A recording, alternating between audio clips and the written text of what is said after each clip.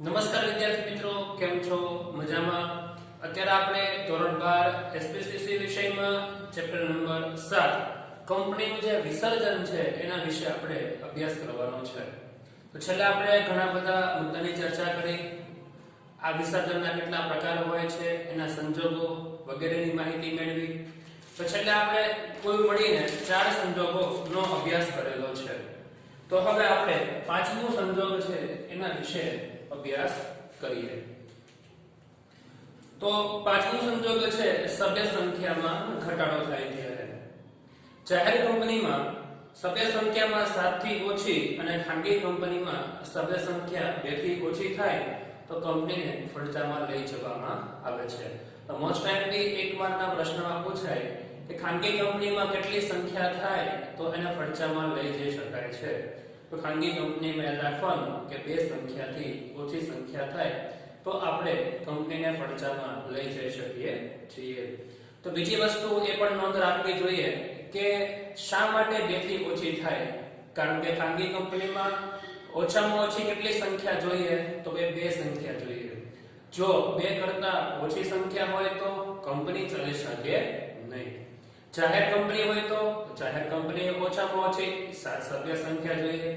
જો 7 સભ્ય સંખ્યા ન હોય તો જાહેર કંપની કહેવાશે નહીં. પરંતુ ધીમે ધીમે કંપનીના આ સભ્યની સંખ્યા ઘટતી જાય તો જેમ સંખ્યા ઘટતી જાય છે એમ એની કંપનીને જે છે એ વિસર્જન નક્કી થતું જાય છે. એટલે કે જો જાહેર કંપનીમાં 7 કરતા ઓછી સંખ્યા થઈ જશે તો વિસર્જન નક્કી છે. ત્યારબાદ સામાન્ય રીતે કંપનીના સભ્યો જ કંપનીને ફડચામાં લઈ જતા હોય છે. તો આવી કંપનીને ફડચામાં લઈ જવાનું કામ કોણ કરે છે? તો આવા પ્રકારની કંપનીને ફડચામાં લઈ જવાનું કામ એના જે સભ્યો છે એ સભ્યો દ્વારા જ કરવામાં આવતું હોય છે. સભ્ય સંખ્યામાં ઘટાડો હોવા છતાં કંપની 6 મહિના સુધી પોતે ધંધો ચાલુ રાખે તો તેની જાણ જે સભ્યો હોય એવા દરેક કંપનીના સભ્યોને કંપનીના ભવિષ્યના તમામ દેવા માટે અંગત રીતે જવાબદાર ગણવામાં આવે છે. ધારો કે કંપની જે છે એ ફડચામાં લઈ જવાની છે, કંપની ઉપર દેવું છે અથવા કંપની બંધ કરવાની છે. તો એવા સમય દરમિયાન નક્કી થયું કે ભાઈ હવે કંપની જે છે એ બંધ કરવી છે, છતાં પણ અમુક સભ્યો જે છે એ કંપની ચાલુ રાખશે તો એ લોકોએ એના જે બાકીના સભ્યો છે જે હવે નીકળી ગયા છે એ લોકોને જાણ કરવી પડે કે ભાઈ અમે કંપની શરૂ રાખી છે અને જે કોઈ પણ પ્રક્રિયા થશે, જે કોઈ પણ વિધિ થશે, જે કોઈ પણ વ્યવહાર થશે એ બધા જ પ્રકારની જવાબદારી અમારી રહેશે. તો આ પ્રકારે જાણ કરવી ખૂબ જરૂરી છે. આ પ્રકારે વ્યવસાયમાં જાણ કર્યા બાદ આપણે જે છે એ કંપની ચાલુ રાખી શકાય છે. કદાચ નફો થાય કે ખોટ જાય તો તમામ પ્રકારની જવાબદારી એના જે કોઈ સભ્યએ કંપની ચાલુ રાખી છે એને જાણ કરવામાં આવે છે. છઠ્ઠું છે ભારતનું સાર્વભૌમત્વ અને અખંડિતતા. તો ભારતનું સાર્વભૌમત્વ અને અખંડિતતા એટલે શું?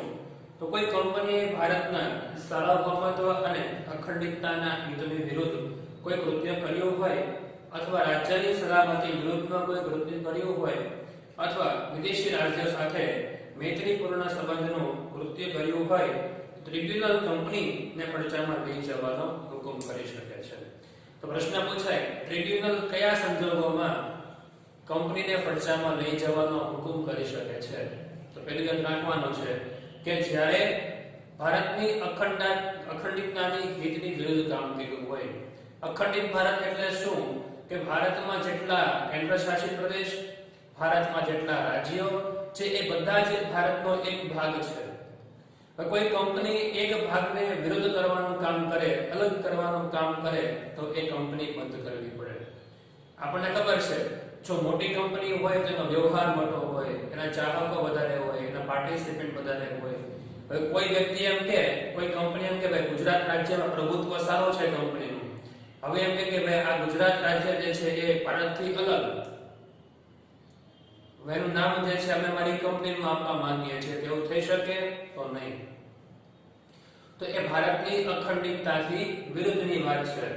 પછી રાજ્યની સલામતીની વિરુદ્ધનું કામ કીધું હોય કે જે રાજ્યમાં કામ કરે છે મેન્યુફેક્ચરિંગ કરે છે તો એવા પ્રકારનું કામ કરે કે રાજ્યની જે કોઈ પણ નીતિ નિયમો છે એના વિરુદ્ધની હોય, રાજ્યના જે નાગરિકો છે એની વિરુદ્ધનું હોય, રાજ્યની સલામતીની વિરુદ્ધનું હોય. જેમ કે કોઈ હલકી ગુણવત્તાવાળી વસ્તુ ઉપયોગ કરીને બરાબર રાજ્યની જે છે એ પ્રદૂષણને નુકસાન કરે છે, રાજ્યની જે જનતા જે છે એને શારીરિક નુકસાન કરે છે, અથવા તો કોઈ એવા પ્રકારના કરાર કરે જેથી કરીને રાજ્યના દરેક સભ્યોને, વ્યક્તિઓને, નાગરિકોને એ ભોગવવું પડે, અથવા તો વિદેશ રાજ્યો સાથે મૈત્રીપૂર્ણ સંબંધની વિરુદ્ધ કૃત્ય કરે ત્યારે, જેમ કે ભારત ને શ્રીલંકા છે, બરાબર, નેપાળ છે, મ્યાનમાર છે, ભૂટાન છે, તો આવા પ્રકારના દેશ સાથે ખૂબ સારો સંબંધ છે, પાડોશી રાજ્ય સાથે સારો સંબંધ છે.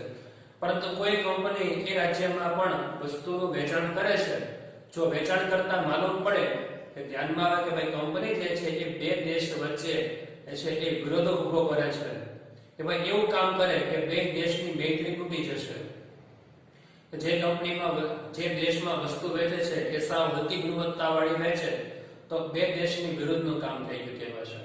તો બે દેશના સંબંધ ત્યાં એક કંપનીને કારણે બગડતા હોય છે. તો એવું ન થાય એટલા માટે કંપનીને બંધ કરવાનો આદેશ મળે છે. તો આવા સંજોગોમાં ટ્રિબ્યુનલ છે એ કંપનીને બંધ કરવાનો આદેશ આપી શકે છે. પછી કોઈ પણ પ્રકારના યોગ્ય અને ન્યાયી કારણો હોય તો એના આધારે કંપની જે છે એ બંધ કરાવી શકે છે. યોગ્ય અને ન્યાયી કારણે આધારે કંપનીને ફડચામાં લઈ જવા માટે અદાલત પાસે વિશાળ સત્તાઓ છે. કોઈ કંપનીને ફડચામાં લઈ જવી પડે અથવા લઈ જવી છે એના માટે અદાલત પાસે જે છે એ ઘણી બધી સત્તાઓ રહેલી છે. તે નીચે પ્રમાણે જણાવેલી છે. ટ્રિબ્યુનલને કંપનીને ફડચામાં લઈ જવા માટે કયા પ્રકારના હુકમ આપી શકે છે એની આમાં વાત કરી છે. તો સૌપ્રથમ પહેલું, કંપનીમાં મડાગાંઠ પડી હોવાને કારણે કંપનીનો વહીવટ કરવો અશક્ય બને. તો 7મામાં પહેલો પોઈન્ટ યાદ રાખવાનો છે, મડાગાંઠ પડે ત્યારે.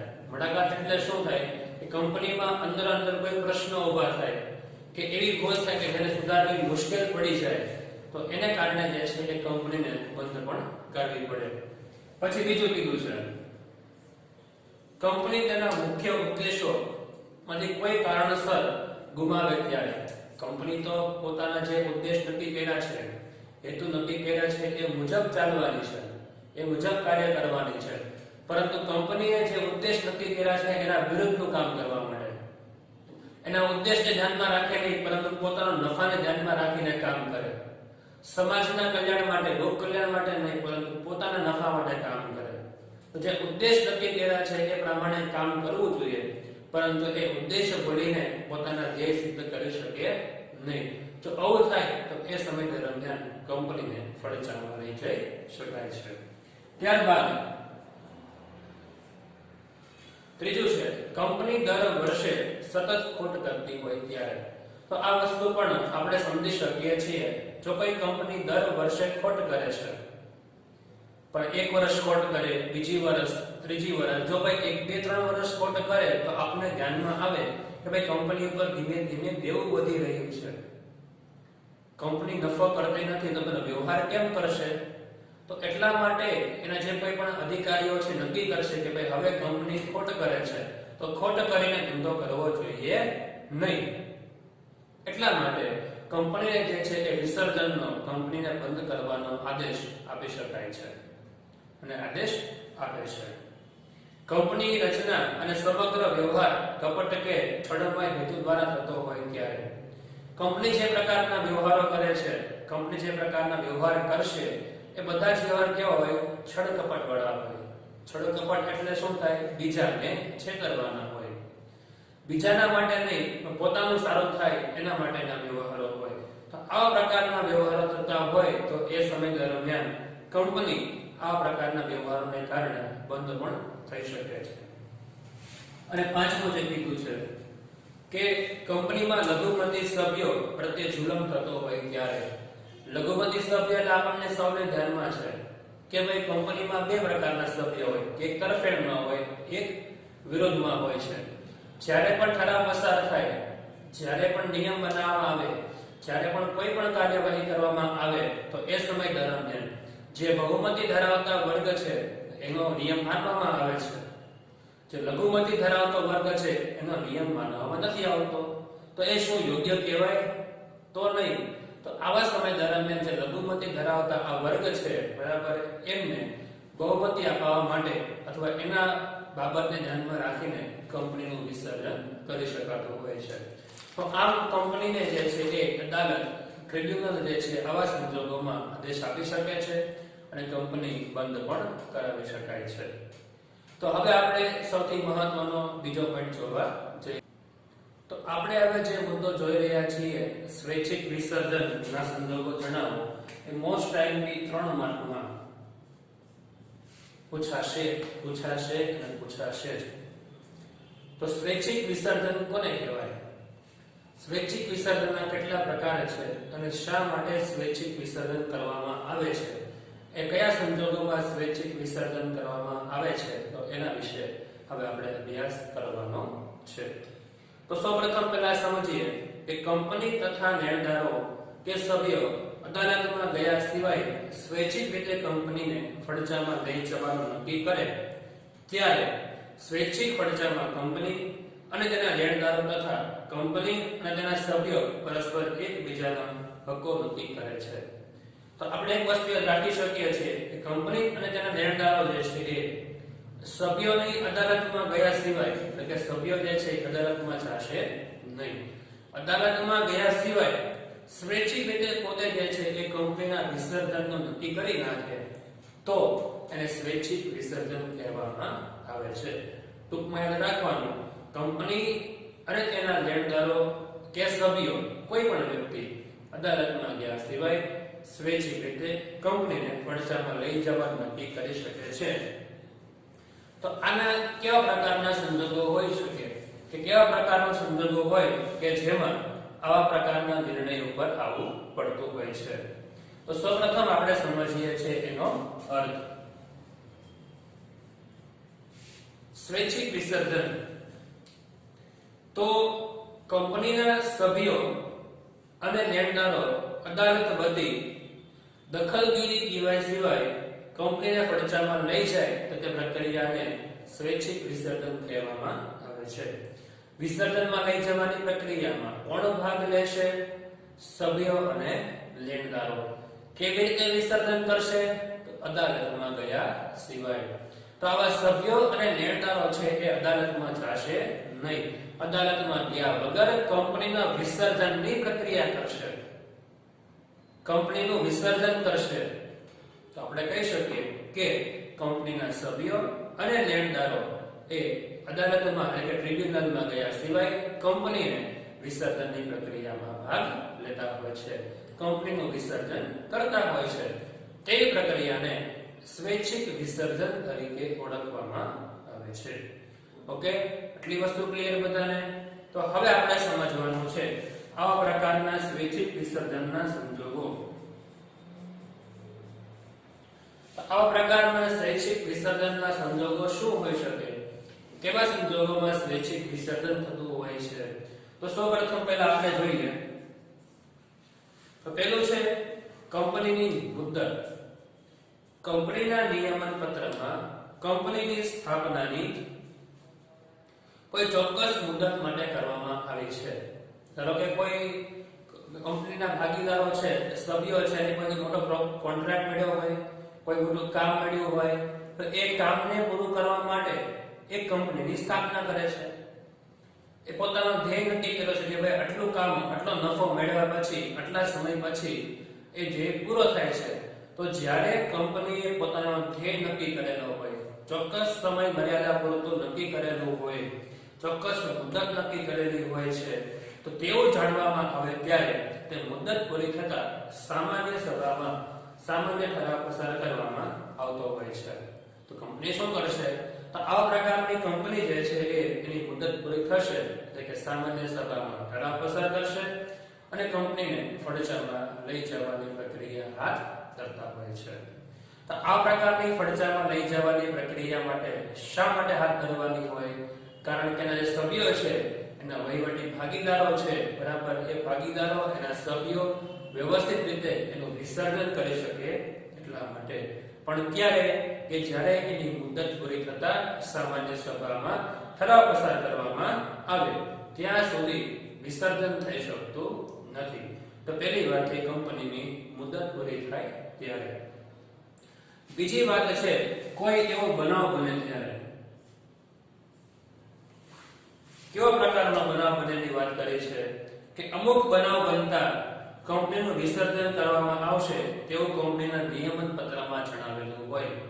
એવું લખ્યું હોય કે જો કંપની સતત 2 વર્ષ સુધી ખોટ કરશે તો કંપની બંધ કરવી જરૂરી છે, એવું લખેલું હોય નિયમન પત્રમાં.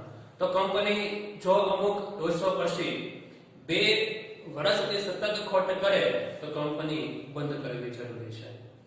અથવા એવું જણાવેલું હોય કે કંપનીના જે નક્કી કરેલા હેતુ સિવાય જો કંપની કામ કરશે તો કંપની બંધ કરવી જરૂરી છે. તો ભાઈ એવું થઈ શકે. અથવા કંપનીની રેપ્યુટેશન, કંપનીની જે કોઈ પણ પ્રતિષ્ઠા છે જો એમાં હાનિ થશે તો કંપની બંધ કરવી પડશે. અથવા કંપની કોઈ ગુનાહિત પ્રવૃત્તિમાં સંડોવાશે તો કંપની બંધ કરવી પડશે.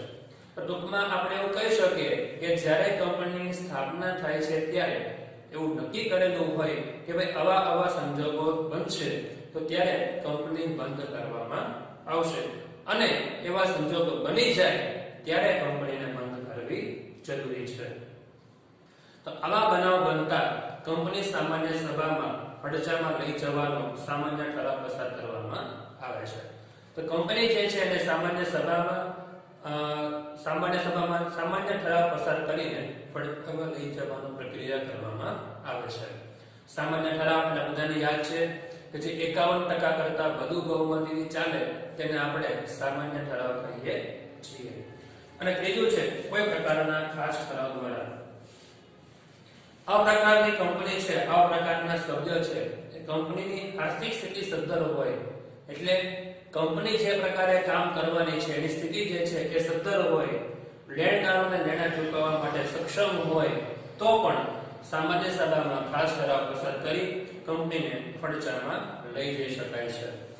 એના સભ્યોને ખબર છે કે આપણી કંપની આખા ભારતમાં જે છે એ શ્રેષ્ઠ છે, આપણી કંપની નફો કરી રહી છે, આપણી કંપની ઉપર જેટલું દેવું છે એ દેવું ચૂકવવા માટે સક્ષમ છીએ, છતાં પણ સભ્ય એવું ઈચ્છે કે કંપનીનું વિસર્જન કરવું છે તો કંપનીનું વિસર્જન કરી શકાય. એમાં કોઈની પરમિશન કે મંજૂરી લેવાની જરૂર પડશે નહીં. તો આ 3 સંજોગોમાં કંપનીનું વિસર્જન જે છે એ ખૂબ જરૂરી છે અને કંપનીનું વિસર્જન થઈ શકે છે.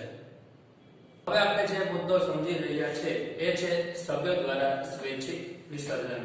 તો કંપનીમાં એના સભ્યો દ્વારા સ્વૈચ્છિક વિસર્જન કેવી રીતે થઈ શકે છે?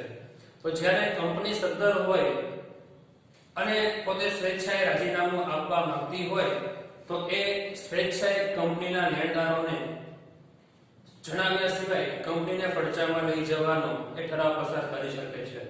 તો આવા પ્રકારના સભ્યોને એ સભ્યો દ્વારા સ્વૈચ્છિક વિસર્જન કહેવામાં આવે છે. સ્વૈચ્છિક વિસર્જન એટલે કે શું કે આવા વિસર્જનની કામગીરી સભ્ય દ્વારા કરવામાં આવે છે. કંપની સદ્ધર છે, કંપનીના સભ્યો જે છે એ સ્વેચ્છાપૂર્વક લેણદારોને જણાવ્યા સિવાય આમાં લેણદારને જણાવવાની છે નહીં, કંપનીને ફડચામાં લઈ જવાનો ઠરાવ પસાર કરી દેશે. બરાબર કે ભાઈ કંપનીની સભા હોય એમાં ઠરાવ પસાર કરે, દરેક લોકોની સર્વસંમતિ મળી જાય અને પછી તે ઠરાવ પસાર થાય ત્યારે કહેવામાં આવે છે સભ્ય દ્વારા સ્વૈચ્છિક વિસર્જન. આ બાબતે કંપનીના સંચાલકોને સામાન્ય સભામાં સદ્ધરતાનું જાહેરનામું બતાવવું પડે છે. સદ્ધરતાનું જાહેરનામું શા માટે બનાવવું પડે છે? કારણ કે કીધું છે કે જો કંપની સદ્ધર હોય તો સ્વેચ્છાએ સભ્યો લેણદારને જણાવ્યા સિવાય જે છે એ વિસર્જન કરી શકે. પણ એનું પ્રૂફ શું કે કંપની સદ્ધર છે? સદ્ધર એટલે કે કંપનીને ઉપર દેવું નથી, બરાબર, કંપની સ્વતંત્ર છે. તો આના માટે કંપનીએ જે છે એક સદ્ધરતાનું જાહેરનામું બનાવવું પડે અને સંપૂર્ણ વિગત આપવી પડે કે ભાઈ કંપની જે છે એ સદ્ધર છે. તો જાહેરનામું આપીને કંપની વિશેની જે છે એ સંપૂર્ણ માહિતી આપી શકાય છે. તો સભ્ય દ્વારા આ સ્વૈચ્છિક વિસર્જન થયું. હવે આપણે જોઈએ લેણદારો દ્વારા સ્વૈચ્છિક વિસર્જન. જેવી રીતે આપણે સમજ્યા કે ભાઈ સભ્ય દ્વારા સ્વૈચ્છિક વિસર્જન થાય છે એવી રીતે લેણદારો દ્વારા સ્વૈચ્છિક વિસર્જન થતું હોય છે.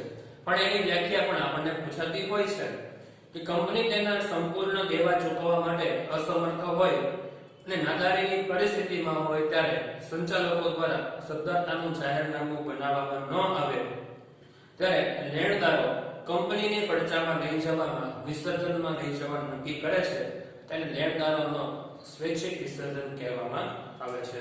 કારણ કે આ પ્રકારના લેણદારોએ કંપની પાસેથી લેણું વસૂલ કરવાનું હોય છે. તો કંપની દેવામાં ડૂબી જાય તો એના જે લેણદાર છે એના પૈસા વસૂલ થઈ શકતા નથી. કંપની જો દેવા ચૂકવવા માટે અસમર્થ હોય, નાદારીની પરિસ્થિતિમાં હોય ત્યારે આ લેણદારો સ્વૈચ્છિક રીતે કંપનીને પડચામાં લઈ જવાની પ્રક્રિયા કરે છે. તો એને લેણદાર દ્વારા સ્વૈચ્છિક વિસર્જન કહે છે.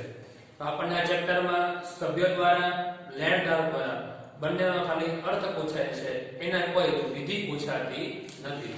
એટલે દરેક વિદ્યાર્થીએ આ ખાસ નોંધ રાખવાની છે. તો દરેક વિદ્યાર્થીઓએ ખાસ નોંધ રાખે કે આપણે આ લેક્ચરથી પાર્ટ 2 SP નો એના સાથે સાત ચેપ્ટર જે છે એ પૂરા કરીએ છીએ.